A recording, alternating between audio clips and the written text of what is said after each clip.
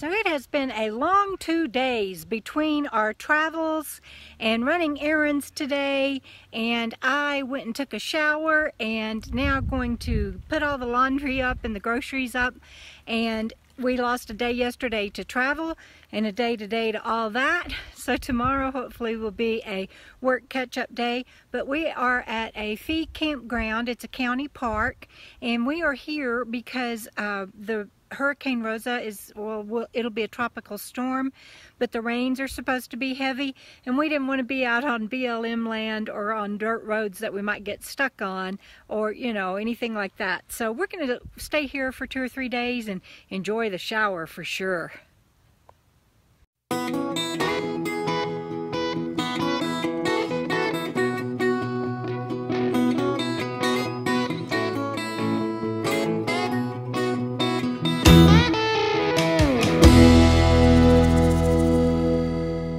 Like I said, we ended up finding a wonderful campsite just outside of Beaver, Utah. But the first night we stayed at a truck stop in town called Ernie's.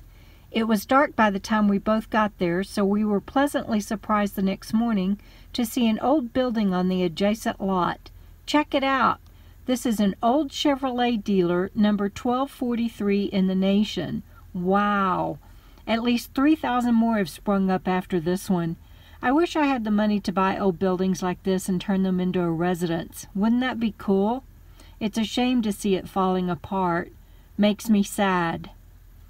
Beaver is a wonderful historical old town at the base of a ski mountain with posh resorts.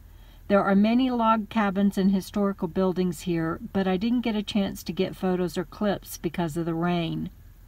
One of the things I found interesting is that the infamous Butch Cassidy was born here. And well, you all probably know that one of my favorite towns is Sundance, Wyoming. It is actually one of the settings in my latest book, The Journey Begins. Butch Cassidy's partner, the Sundance Kid, took his name because he claimed Sundance, Wyoming as his hometown, and he was once jailed there. So there you go, a little History 101 that connects Beaver, Utah and Sundance, Wyoming. Check out this awesome laundromat. It's got great machines on the inside and this antique washer on the roof that serves as a lamp. I actually got my thumb stuck in one of those ringers once when I was very young. It was automatic and it took my thumb right up to the base and crushed it. It hurt like crazy.